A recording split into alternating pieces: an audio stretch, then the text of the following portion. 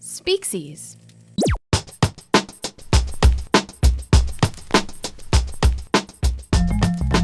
Hello and welcome to Season 5, Episode 132 of Origin of Species, the show where we talk about words, phrases, and other stuff.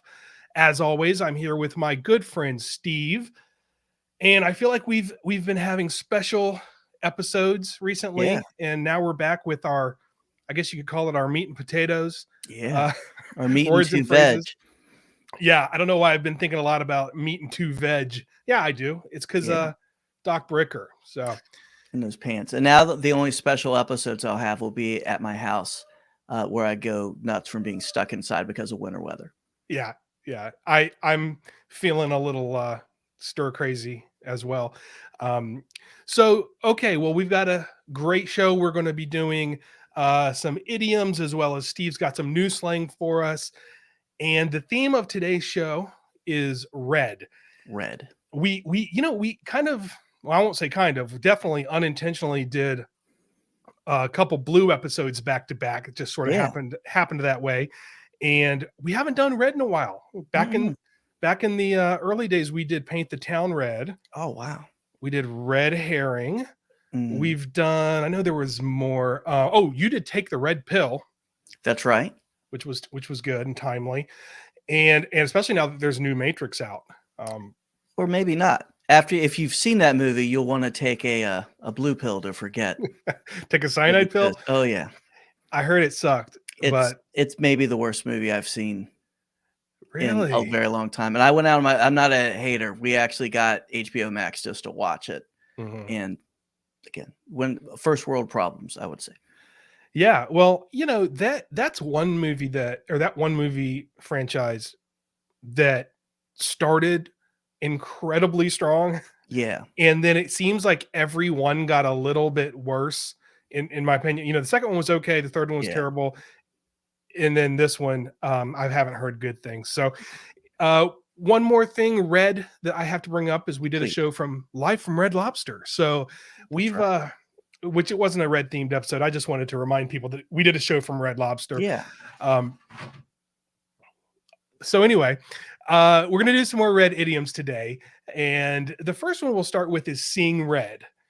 Now, seeing red is one that I wasn't going to do. I really didn't, I guess, because to me, there's like an obvious answer for what this is. Mm-hmm. But our old friend, Three Sheets, had asked me, have you done this one? And I'm very dismissive of people sometimes, I realized. But not Three Sheets. When Three Sheets brings up something, she's like E.F. Hutton to me. When she says something, I'm going to pay attention. I'm going to listen. I'm going to pretend like I know who E.F. Hutton is. Yeah. But and so I said, I don't know. I said, that one's, but then I said, well, hold on. This is Three Sheets. Why do you think that'd be a good one?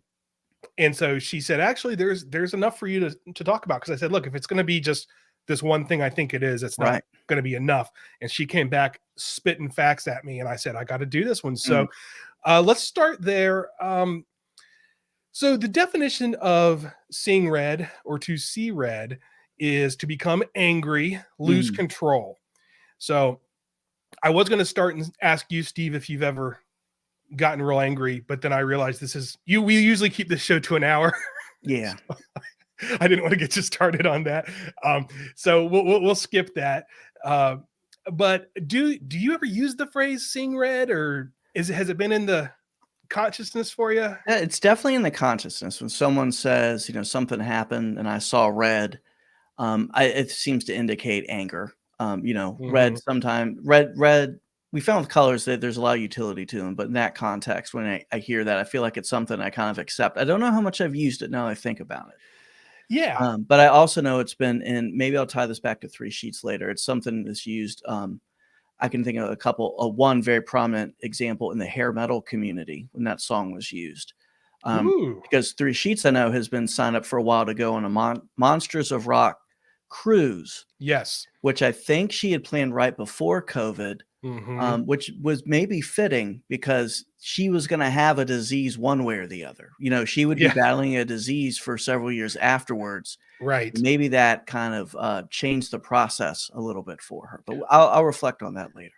I've got breaking Monsters of Rock cruise news, which is that Queensryche has dropped out, but Warrant is in. And personally, I thought that was an upgrade, but she wasn't happy. Or no. I think Warrant was out, and who does Fly to the Slaughter? I think Slaughter was out. Okay. Because I like Slaughter better than Warrant. But anyway, I told her I'm not really up on a lot of these bands. So yeah, go ahead, and if you know it, what do you think? Do you have a guess why we use Sing Red? I would think that if you shut your eyes and you see the back of your eyelids, maybe you see red, and you're so angry that you just kind of squint and grind your teeth, and maybe you would see red. You know, that's good. And it also made me think about, I'm trying to remember, was it the old Popeye cartoons when Bluto or Brutus, which they did a switch at some point, I don't remember which was first, would get so mad, or maybe it was Popeye, but one of them would get really mad and like the screen would turn red. So seeing red became literal in that sense. If I had done better research, I would actually had that clip but I'm pretty sure it was Popeye.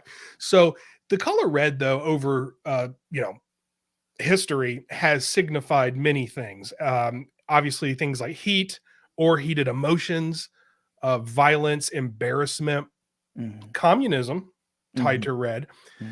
It can be a warning sign, right? Like a stop sign in traffic or a stoplight. It can mean ripeness and fruit, or of course blood. So over the course of history, it's not like one of these new colors that we just showed up in the crayon box. Red is a pretty been a big part of our lives for a long time. What you said was not what I thought. What I thought, and the most commonly held origin for seeing red or to see red, comes from bullfighting and the toreadors' use of the red cape to get the bull to charge, which, by the way, that is called a muleta, I learned.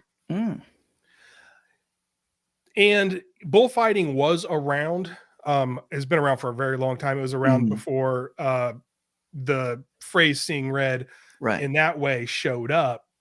So you could kind of see where people make the connection. So we'll come back to that. The phrase itself, to see red, started showing up in the late 19th, early 20th century.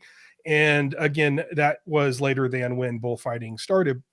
Proponents of the theory of it coming from the bull tie it to another common phrase that's especially used in England called red rag to a bull. Okay. Now, I've never heard of that one or said that one, but it is another phrase. And it was found in an 1873 novel called The Pillars of the House, which says, Jack will do for himself if he tells Wilmot her eyes are violet. It is like a red rag to a bull. So you didn't want to piss off Wilmot by calling her eyes violet. Hell no. So we'll get back to the red rag to a bull phrase. I want to get to another theory of to see red, where that may have come from, because I thought it was just the bull. Right. And I've got some interesting facts to come about that. But first, one of the other theories is that it's an adaptation of an earlier American expression, which is a little different. It's to see things red. Okay. So it's a minor difference, but red rag to a bull. Yeah. So there's this red rag to a bull. There's seeing red, and then there's this one, which, like you said, American, which is to see things red. And I will read the early, like, there's a bunch of examples of all of these. I've started trimming those down in these podcasts because it just feels like sometimes you get weighed down with it. But this one's good. Yeah. So it would, the first earliest known example of this one, to see things red, comes from Jerome K. Jerome's Three Men on the Bummel in 1900. And it says, I began, as the American expression is, to see things red. So just want to pause here for a couple things.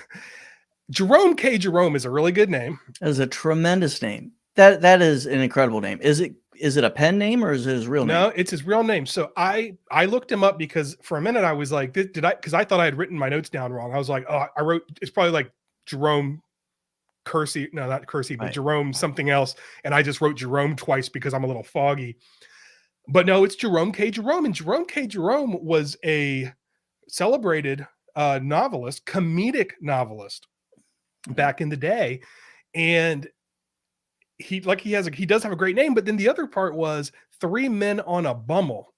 Yeah. I had a couple questions. Well, the Mhm. first question, and really the only question, was, what is a Bummel?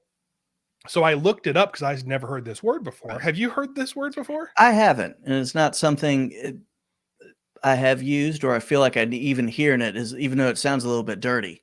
It almost Yeah. sounds too strange to like even try to move it into a normal conversation. But I'm intrigued about where this came from. Well, it's our good friends, the Germans. It is a German word, Mm, which is why we haven't heard it. And that was a trick. I was hoping you would say, "Oh yeah, I know what a Bummel is," yeah. and then I could say, "No, you don't," because it's a German word. But you passed the test, and you also were right when you said it almost seems too weird to try to fit it in. It's right. It's a German word, Yeah. and it means, I think literally it means to stroll or a stroll. Mhm. Jerome, though, had to explain at the spoiler alert, this came out in 1900, so I think we're okay. In Yeah. the final paragraph, he explains to the other guys that Bummel means a journey, um, and he's very long-winded about it, so I'll leave it at that, but he basically just said it's a journey. Mhm. Um, but the last part about Jerome is this book was considered a bit of a bad sequel to his original book, which had even a better title, Mhm. and this is from 11 years ago. So there was a lot of anticipation built Yeah. up for the sequel to the first one was three men in a boat, and then in parentheses to say nothing of the dog, which I Mm. liked. So Yeah. three men in a boat to say nothing of the dog was a huge hit in England, and then 11 years later, three men in a Bummel didn't do too well. And then I don't know, about 82 years later, three men and a baby brought it back. So Mm. we got there, and then We I think did. that had some sequels that weren't as celebrated as well. Yeah. But You and must the Germans are known for their sequels that aren't celebrated. Um, good. when you think about it, and also too, I still like how any German word still sounds frightening. Like a Bummel, a German stroll still sounds like, I don't know. It sounds a little too military. You don't wanna see Yeah, Germans strolling anywhere, yeah, and I can say that because I'm part German, that's right. mostly Belgian, Mongolian, but a little bit of crowd in there too. That's right. That's right. So anyway, that was all just to talk about Jerome and the quote Yeah. where he talked about the American expression back in 1900, and then in 1901, the sea red, which is where we Mhm. started, was found in a novel by Lucas Mallet called "The History of Sir Richard Calmady." That was in 1901, and it included this line, which was, "Happily, violence is short lived, only for a little while do even the gentlest persons see red." So it is pretty obvious that see red has been around Yeah. since about 1900. I wanted to talk about red rag to a bull Yeah. for a specific reason, which was I found this on Worldwide Words, and I learned a fact here. But let me start with the first paragraph here by our good friend Michael Quinion. He says the idiom red rag to a bull has been known in the English speaking world since the 19th century, and it can mean either an incitement or provocation of something that causes great annoyance or anger. The alternative, red flag to a bull, was recorded in its early days and is still in use. He traces red flag to a bull, or excuse Mhm. me, red rag, um, all the way back to 1600 Mm. in Old English, and it actually meant. I thought you would like this. So, Please. red rag, the first time it was used, it was referring to the tongue. And this is a great. I went through all this because I wanted to get to this quote Yes. because this is from 1600, Mhm. and it really feels like it could have been cut from the pages of Urban Dictionary. Oh. Here's an example from a classic. No, excuse me. This is from a classical dictionary of the vulgar tongue in 1785. So, Okay. pardon me, it was a little bit later, but it says, "Shut your potato trap and give your red rag a holiday." And the red rag in that case Mhm. is the tongue. And a So, potato trap is probably an Irish person's mouth. probably I Yeah. should take that very You should. personally. By the way, potato is Mhm. spelled the Dan Quayle way, Oh. which I feel like we could do a whole episode. And I honestly don't think anyone under the age of, what would you say the cutoff is? 38, Oh, yeah. 40 Yeah. And knows what we're remember talking about? what a shameful, awful person he was because he misspelled potato. Yeah. And we don't go into politics much here, No. but I will say that, like, every single Republican president Mhm. that of my lifetime or vice president has gotten the tag of like bumbling idiot. You know, I mean, some of the Democrats have gotten Mhm. that as well, but Oh, none that I can think of, but that's well, I was interesting. thinking Gerald Ford. He was a Democrat, right? No, He he's was. Republican. Oh well, there you go. There, I Mhm. see. Okay, It's that okay. political science majors is working for you. Mm. So it has always been. That was the only one I could think of because I was like, yeah, Chevy Chase and Gerald Ford Yeah. falling I down. mean, think about right now. I mean, no one would look at Joe Biden and say bumbling. And I think a lot of people would let him park their car in in your garage too. But not Dan Quayle. By the way, Oh no, young no. ones, if you're listening, one time Dan Quayle read off of a card and spelled potato with an E at the end, and Oh. it's a whole other. And I should not have brought this up. pearls were clutched across the country. Yes, it was like a running joke for the next 4 years about how he was very, very dumb. Mhm. Anyway, so getting back to the whole red rags thing, Michael Quinion talks about how this goes back into our culture that we would use not just for bullfighting, but to incite any animal would use some sort of red flag. Okay. Mhm. And the irony of this is that bulls don't see color, kind of Mhm. like me, by the way. I Mhm. also don't see color, but Very woke. yes, but bulls don't see color, and a lot of animals also don't see color. So that what's called the toreador with his Mhm. muleta, that could have easily just been black or white or whatever. Yeah. But humans, we on the other hand, as I said before, we have a great association with the color red, including seeing red. Mhm. And I'm going to talk about that. I have an article from the Independent that has some interesting facts about seeing red and how it Yes. relates to human beings, and kind of like what you brought up before about kind of squinting your eyes and seeing red. Mhm. So we'll get to that. But before we do, I think it would be a good time for you to go ahead and do your new slang. Awesome. Well, before we talk about my new slang, which I'm very excited about, I wanted to share a situation recently that uh, showed that my social awkwardness extends beyond just this podcast. I have the ability to speak only to you and still project Yeah, the social awkwardness that really becomes me and is me. But I had an incident recently that I took it up a notch. please share. So it was around, we've just finished up the holiday season, and I've always tried my very best to never go to the post office in any circumstance, let Right. alone during the holidays, let alone during an outbreak of Omnicorn or Galactron or Volvicon or whatever it is that's out there right now. Volvicon is coming to Richmond I'm sorry. this That summer. was that actually was a lead singer for Guar for a while. So Oh, shout that's out true. to Richmond Greats Guar. Hopefully Yeah. you don't get a disease named after you. Maybe you will. Who knows? The Maybe that Guar would be a variant. compliment to that. So I ended up in a post office, needed to mail something, went to the uh, little self-help device, which of Mhm, course was broken at the time. mhm. So everyone's paranoid, masked up, myself included. I'm pounding on the buttons, and I noticed someone else in line is doing once is trying to do the same thing. So I offered to assist her. And as we're masked up and speaking, and both of us in our COVID best, meaning high quality sweatpants and Mhm, jogging pants, I realize it's somebody that I used to work with. I'm about 90% sure. mhm. But don't initially, I initially try to interact with them and not tip it off. And then I was 100% sure that it was someone I used to work with. So I had a pretty easy decision, right? Just say, "Hey, it's Steve. Nice to see you. Didn't Yeah. recognize you at first." That's what someone who is normal would have done. Instead, I decided to go full Costanza and just commit to the lie and keep up Really? with it, including changing my voice and trying to do a Christian Bale Batman voice. I was like, "Well, I hope it works out for you." So what it came out as, I sounded like a drunken, sleepy hillbilly was the way my So Batman voice manifested itself. to so wait a minute.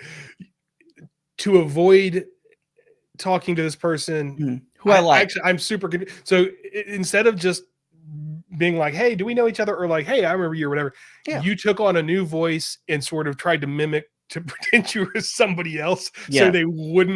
so that they would just not know who you were. Basically. Yeah, which probably confirmed that it was me, because even when I do another voice, I still sound exactly like me doing another voice. And the weird thing is, this is somebody that I like. I have when I've worked with them, I've had great relationships. Somebody I'm fond of. Yeah. But decided at a certain point not to just admit it. So I actually before this airs, I will probably track the person down just in case they're listening in.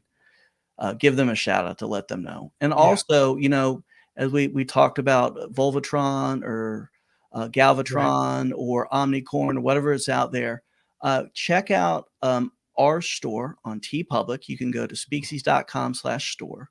A lot of great merchandise for you, t-shirts, sweatshirts, but also we have masks. That's right. So if you're going to have to wear a mask, look good. Tell everyone that Kale's from the devil. Tell everyone you're ready to fight bears. Tell everyone that you're looking for a sailor and you like the cut of their jib. And to be clear, these masks are just as bad at keeping the virus away from you as all the other masks, except for the, what is it, K95 or K95, whatever, something like that. Yeah. But if you're going to virtue signal with a mask, as we all do it in style with Species. But Steve, I do want to say, I will cut you some slack. I think that if you were to ask people what's like the top 5 places you don't want to run into somebody, I think like right after like adult theater. Yeah. And I actually can't even think of anything else. Yeah. It's post office, because you're not going to look good. And you're also like, we're here. It's 2022 or 2021 for you at the time, probably. And we're at the adult theater and the post office, you're probably both going to be wearing the same outfit. That's right. That's right. All right. We ready for new slang? I'm ready for our new slang. New slang when you notice the stripes. So our new slang is a term I've seen a lot on social media. So 2 strikes against it to start out, but it's a new slang. And we take that risk when we talk about things that are new. And it's a term that I've heard, and I heard it used by one of my favorite comedian podcasters. I decided it's time to look at where this came from. So recently, the comedian Tim Dillon made a post, and it stated, "Media, tread lightly. You're making the Cuomos based, and I'm starting to like them." So the new slang we're going to look at today is the term based. And to give a little background on why that was interesting is Tim Dillon has spent a lot of time, I think, focusing on how much he doesn't like the Cuomos. He's called, who was the governor? Was it Andrew? The former governor? Andrew's the governor. Yeah, Chris Governor, is the Governor Meatball was how he referred to him. Right. The brother Chris he referred to as Frito. Just called them both sauce monkeys. So I believe an Italian slur. But as he's a bog jumper Irish person, I think he's allowed to say that. And I think I'm allowed to say that because I'm Belgian Mongolian. And you're quoting somebody. Yeah, I'm quoting somebody. We've seen, you can say anything as long as you're quoting, almost anything. Almost anything. Yeah. But we won't find out too much today with that. So anyway, for Tim Dillon to say something nice about the Cuomos, it intrigued me. So the term we're going to look at is based. So first, I'm going to go to dictionary.com from an article published in September 2018. What does based mean? Based is a slang term that originally meant to be addicted to crack cocaine or acting like you were, but was reclaimed by rapper Lil B for being yourself and not caring what others think of you, to carry yourself with swagger. Yeah. So however, this is I will say, it's nice to know that we're doing something different this time with our new slang. It's this time, so it goes back to rap, you say. I feel like that's a first. It's a big surprise. But another thing, the last line of this initial definition puts out something a little bit scary. Based has been appropriated by the alt-right online as a general term of praise, as if, quote, unwoke.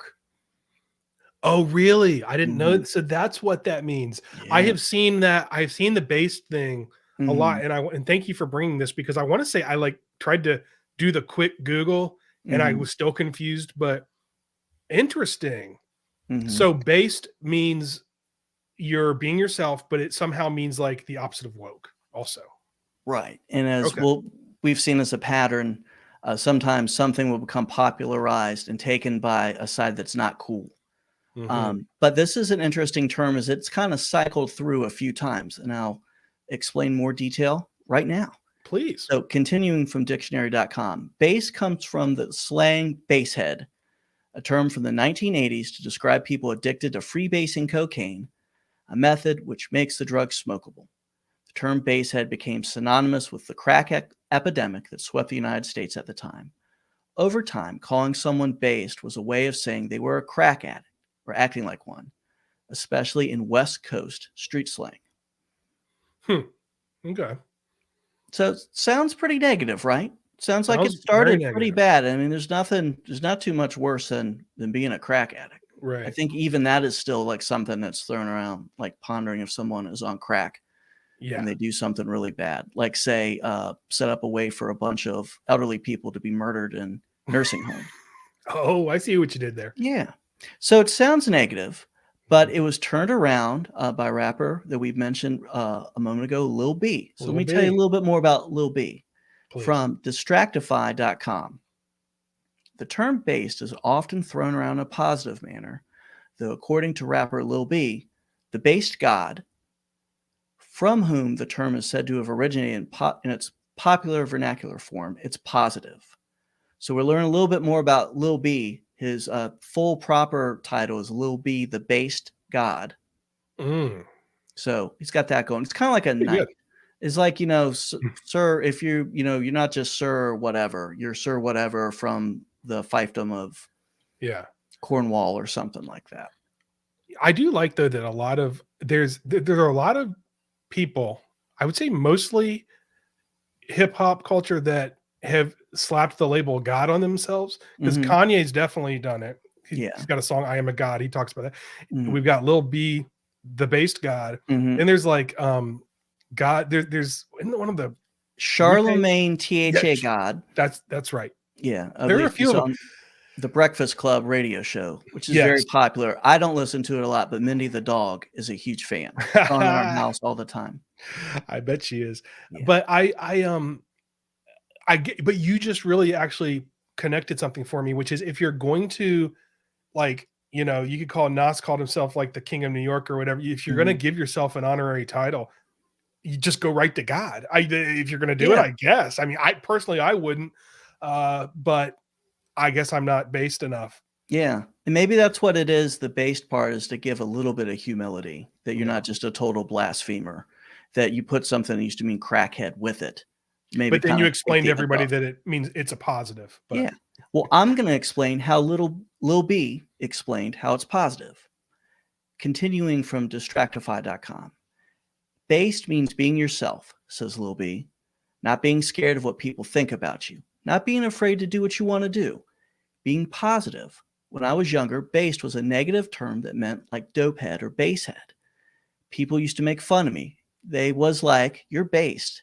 They'd use it as a negative. And what I did was turn that negative into a positive. I started embracing it like, yeah, I'm based. I made it mine. I embedded it in my head. Based is positive. Who are we to argue with, Lil B? No, especially the God, or the based God, pardon me. And not he's the based God, not a THA based God. So we can never do new slang without going to our friends at Urban Dictionary. So let's see what they have to say about that. A word used when you agree with something or when you want to recognize someone for being themselves, i.e. courageous and unique, not caring what others think. Especially common in online, political slang. By the way, I will say, I hate that whole mentality. Well, you should care a little bit about what people think. Everybody's not awesome. Yeah. Sorry. And that's my 2 cents. So go ahead. But this whole thing of like, do whatever you want. You're amazing. No, you're not. No, you're not. So, some people are. Some people might be. But not everybody's amazing. If everybody's amazing, nobody's amazing. I mean, but sometimes someone will win an award for a book that they've published, while at the same time having thousands of elderly people die. So nobody's perfect. You might be good at some things and then maybe not so good That's okay. at So other. everyone has amazing elements, and unless you're Yeah. based, maybe Maybe, those you don't know, come out. I won this award. I Yeah. made some good speeches. I let a bunch of old people who were helpless die and Mhm. still was never really brought to task for that. Yeah. Anyway, so Touched a couple boobies, yeah. which is way worse. Oh, definitely. That's awful. Yeah. So remember how dictionary.com said that this term was taken by the alt-right? So let's Yeah, do a yeah. little bit more from Urban Dictionary. When used in online political language, it can mean based in fact or the opposite of biased due to the number of people who saw it first being used seriously by the online political right and came to the conclusion that it was related to the phrase destroyed with facts and logic in reference to Mm, the right-wing personality Ben Shapiro. yeah. Okay. Yeah. Took a journey to get there, but Oh, so we're not done. We're still oh, going on the journey. sorry, go I ahead. have a journey for us here where we're going to conclude I here won't stop shortly. believing. Yeah, Sorry. I like I apologize. always quote journey whenever you get a chance to do that. So we're going to go back to dictionary.com to figure out how bad people like Ben Shapiro ruined this term. So the reinvented based as a signal of power and swagger was picked up by the alt-right / white nationalist community online in the 2010s. In 2014, during controversy over female video game reviewers known as Gamergate, conservative commentator Christina Hoff Sommers was referred to as the based mom for pushing back against criticisms that video games and their culture are sexist. So really, this term is malleable. Right. It does sound cool, even though I haven't known what it's meant. I've seen it and been like, whatever it is, that seems cool Mhm. to say you're based. I don't know why. Yeah. Well, I want to be positive. I don't want to drag politics in this. I don't want to Mhm. talk about people who got in trouble for, maybe groping a staffer, but Mm. allowed thousands of people to die. So let's go back to Lil B. Lil B is the Yes. guy I think that really like he took this term from something that was negative and made something out of it. So back to dictionary.com. Being based is a core part of Lil B's brand. And so it's no wonder he and his fans are all about that based life. In this hip Mhm. hop subculture, it's all about being a based god. So I know how much you love Quora. So they Yeah. actually quote someone from Quora in this. A base Mhm. god is someone with maximum swagger, a mansion, sports cars, wonton soup, and the inherent ability to fornicate your bitch. And I did want to clean it up just a Ooh, little bit. good Fornicate call. not being the F term that was used there. Did I catch a wonton soup in there? Wonton soup, maximum swagger, a Mhm. mansion, sports cars, wonton soup, and I think this is the most important part, the inherent ability to fornicate your bitch. This is like a rapper Mash. You remember that game Mash? Oh, yeah. It could be. They just threw Well, wonton soup in there. there's a Lil in there. There's wonton soup. Yeah. So Mhm. what do we think about this term? Well, first of all, I really quickly, poor little B. This guy, honestly, Mhm. other than the fact I'm not a big fan of calling yourself God, but based, if you're saying you're based God. But here's the thing, he tried to take a term, and as much as I don't like the whole everybody's amazing thing, Mhm. I he tried to make it positive, Yeah. only for it to become apparently part of white nationalism or something. Yeah. So poor little B. I feel bad. Well, I wasn't it's kinda interesting that, you see this often online, Mhm. that, Jewish Ben Shapiro is often associated with being the face of white nationalism, Yeah. with anyone who's read a history book would know that that doesn't make any sense for a myriad of reasons. So I've gone Well, back and forth on And Larry Elder's the black face of white nationalism. Oh, well, yeah, So I mean, but that's just logic. it's just words, just throw words at Yeah, him. just throw words. Yeah. Just throw people back into an old folks' home, where there's a virus rampant, and it'll work itself out. Oh. So I would say I'm gonna give this a narrow thumbs up, Mhm. and 2 reasons, 2 words actually, wonton soup. Boy, I was on the fence. You know what? The wonton soup has also got me. I'm gonna give it a thumbs up. Yeah, It also sounds cool, and apparently you can just use it however you want. So I like it. I like it. So that's our new slang.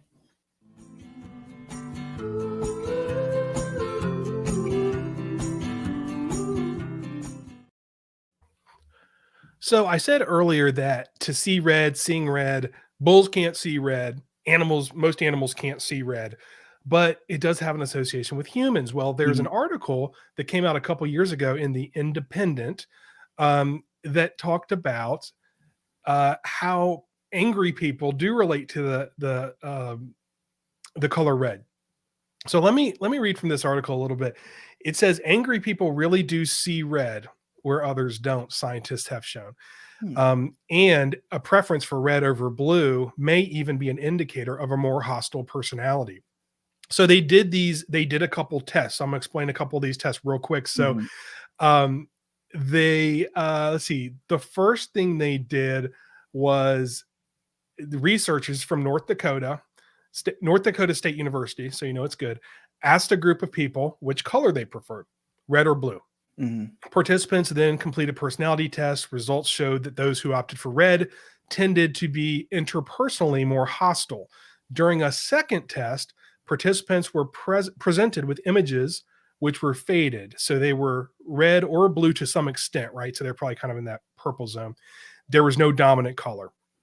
So they could be perceived as either red or blue. Those who predominantly saw red scored 25% higher on indicators of hostility in the personality test section of the study.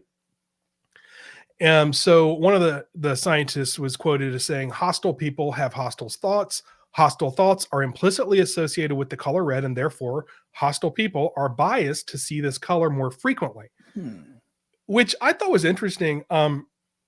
That they did one more thing. They said the test participants were presented with imaginary scenarios Mhm. where they could take various forms of action. The Mhm. red preferring people were more likely to indicate that they would harm another person in the scenarios than those who preferred blue. So it's kind of interesting that we associate seeing red with animals or with bulls, but really it's humans that do, which actually makes sense since we're the one that says see Right. red. It makes sense that we would project that on animals. But it also, I kind of was like, is that real? So I did a little clicking around and Mhm. searching, and sure enough, you see online, like you've heard of probably synesthesia, where people like, and I've always not, because I'm really special. I've always had this where numbers and Mhm. letters have colors for me ever since I was a little Hmm. kid. Like it's just 7 has always been yellow, U Okay. has always been yellow. And I could just keep going, but it would be very boring for everybody. But um there is a thing where people see red, but man, I will tell you, it was scary. I found this blog where this guy was like, I see red when I get mad. Is this Mhm. normal? And like some doctors were chiming in, and then like there were all these comments of like psychos, people going, I thought I was the only one. Sometimes I get really upset and I want to harm someone, and I literally see red. And I was like, holy crap. Now, some of them may have been trolls, Mhm. some of them, may have been legit, but there were a lot of people telling these stories about how they literally saw red and lost control before. Literally, one guy said before he attempted murder. So, uh, to wrap up this segment, Mhm.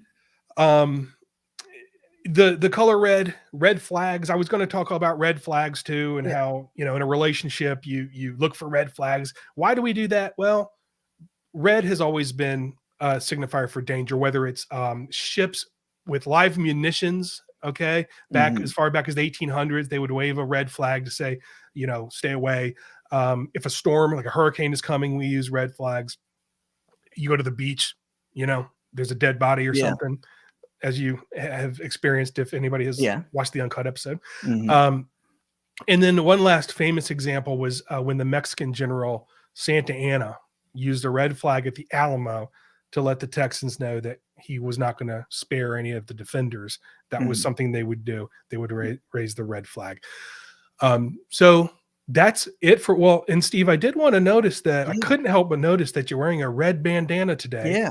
Um, I did a little bit of analysis prior to this episode. I looked back at all of our videoed episodes, and you do have many color bandanas, and you've chosen to wear the red one well over 90% of the time. So I don't know. I just found it interesting. Yeah. Read from it what you will, and maybe you're angry, and probably seeing me in a red bandana probably is not going to help you having to deal with me all the time and associating that with me if you have some anger issues. Probably not going to stop them. But something I did want to bring up is our friend 3 Sheets, who is the inspiration for this episode. So a random fact that I didn't know I would be bringing up today. You mentioned Monsters of Rock and potentially Warrant being on that cruise or off. So they have a song from their album Cherry Pie entitled I Saw Red.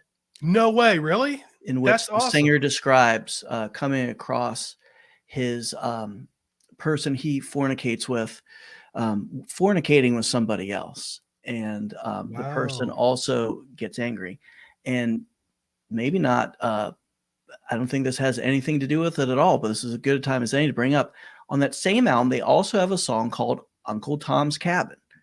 Wow. That is, I'm pretty sure, not inspired by the Harriet Beecher Stowe novel that the term comes from. But you know, I think what's great is, as we've had a chance to discuss this today, I mean, we've talked about politics, we've talked about the Monsters of Rock.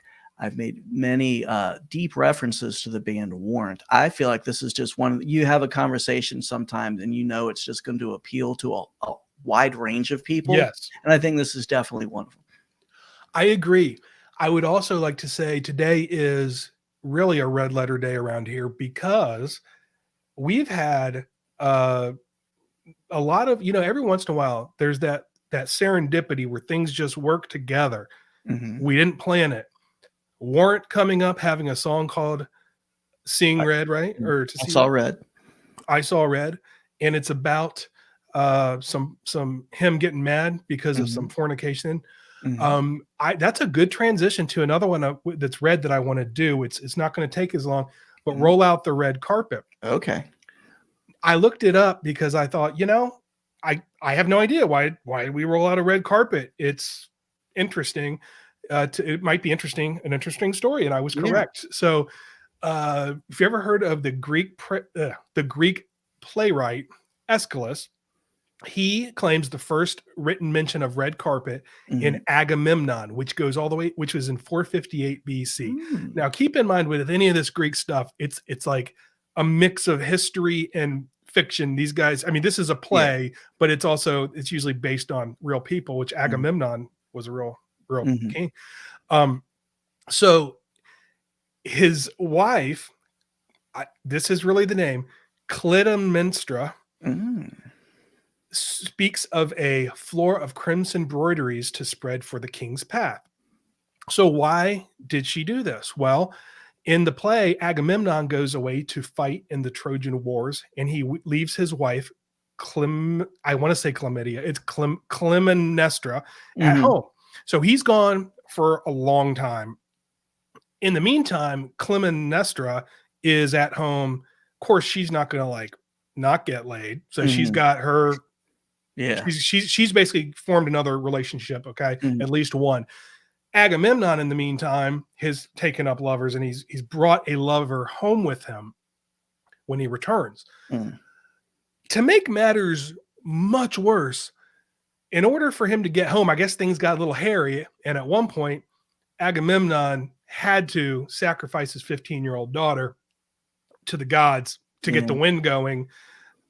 As we've seen in other terms we've done, this is unfortunately, these types of things did tend to happen. Thank goodness we don't rely on any sort of superstitions or anything these days. But anyway, so he shows up. So Agamemnon comes back with another woman, and her name is Cassandra. And Clytemnestra gets a word of this, and she, as a way to convince him to, quote, walk into his death, rolls out a crimson carpet, and he is then slain by Clytemnestra's lover, because they're together, they're pissed. Okay.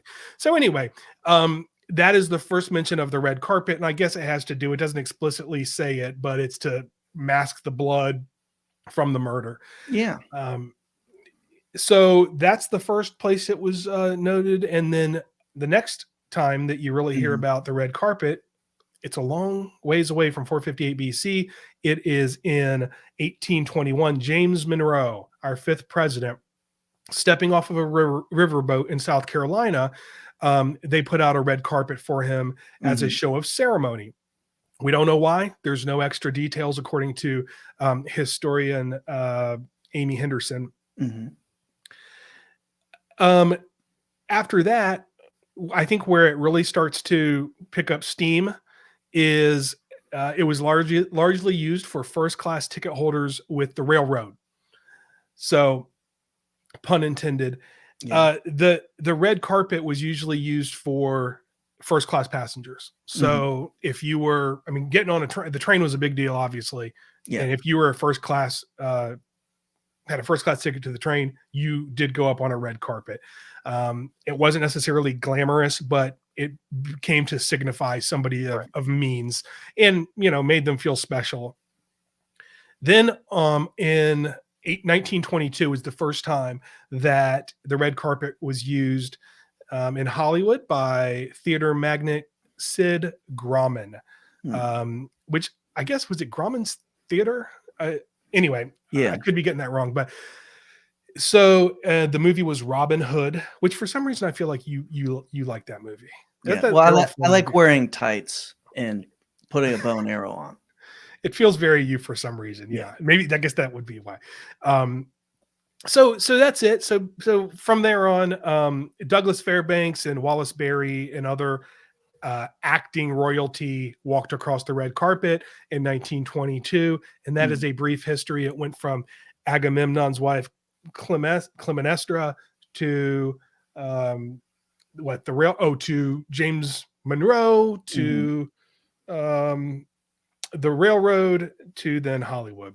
Interesting. I think it makes sense that going full cycle there, that, when I think of like people murdering people, I think of Hollywood often. So maybe, leading someone to their death, maybe masking the blood of all the other children that they've murdered in Hollywood. And also Clytemnestra played bass for Guar at one point too. Oh, see, I believe you. I feel like, what's the singer's name? Well, I should know since I'm from Richmond, but I just Volvatron was at one point, but I believe she's retired. I'm not sure who the current singer is.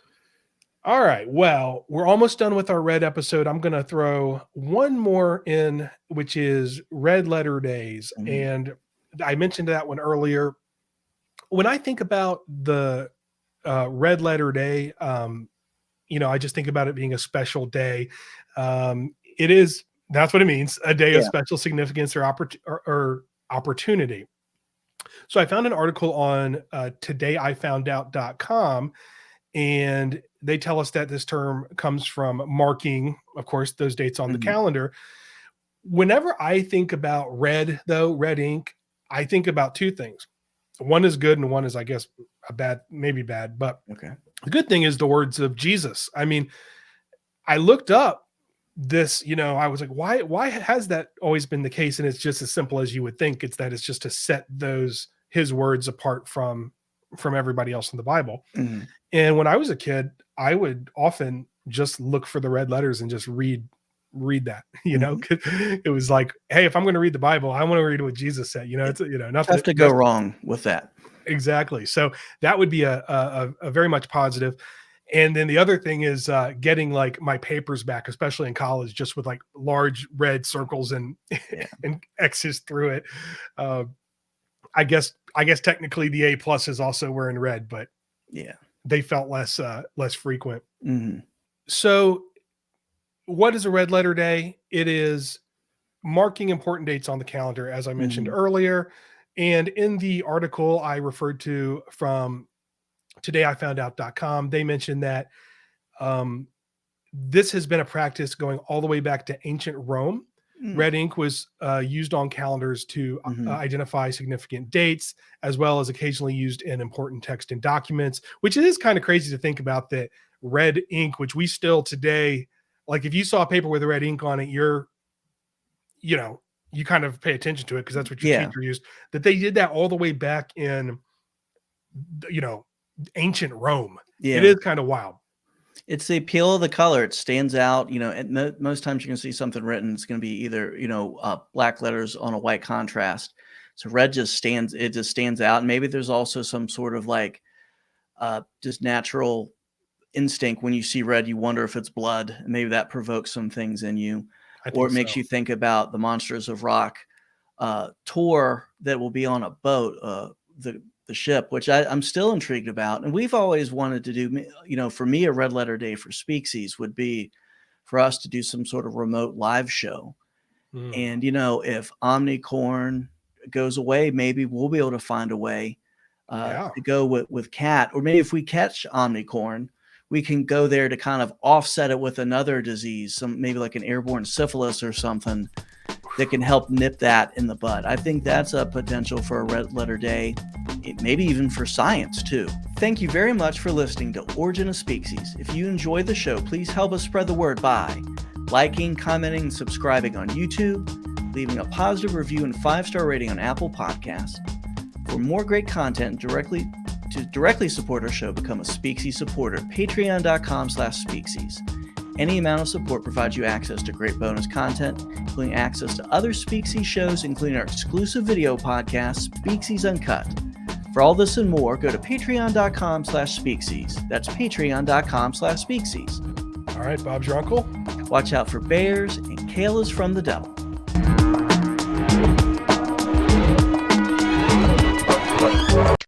Species.